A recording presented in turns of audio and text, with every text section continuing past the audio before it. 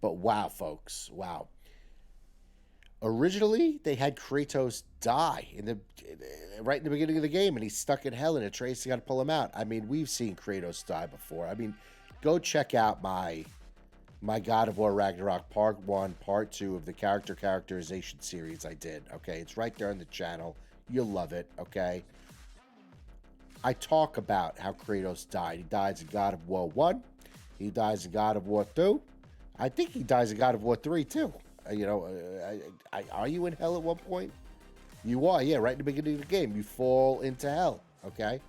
So he's been in hell before, so him dying in the beginning wouldn't really have an emotional impact. I was thinking about it, it really wouldn't have, okay?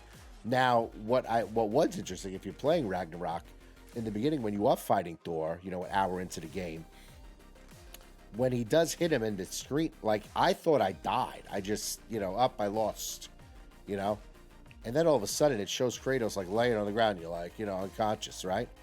And then he shocks him with the hammer. He's like, oh, no, we're not done yet. I thought that was much better than him dying and going to hell, Hell meaning, hell in the Norse world. I don't know. I don't think it would have been a good route to go. That's probably why they didn't do it. Okay.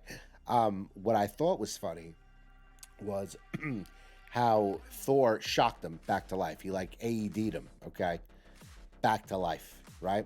I thought that was. I laughed at that point. I'm like, oh, they didn't want to kill him again. When I was playing the game, but it's just crazy how they thought of killing him off in the beginning. And Atreus had to go get him. Think about how the story would have changed, if he did end up in hell and Atreus had to go get him. And then 20 years goes by. 20 years? I mean, if you're talking about, this is the one stupid thing if they did do that. If you're in Fimbulwinter, right? All right, the first mission, the first, level you want to call it, the first mission is called Surviving Fimbulwinter. So Fimbulwinter is going to last 20 years before Ragnarok happens, supposedly. Like, you're right on the cusp of Ragnarok. 20 years goes by, it would have been kind of stupid. And then how old would Atreus have been? Say he's like a teenager? He would have been in his mid-30s?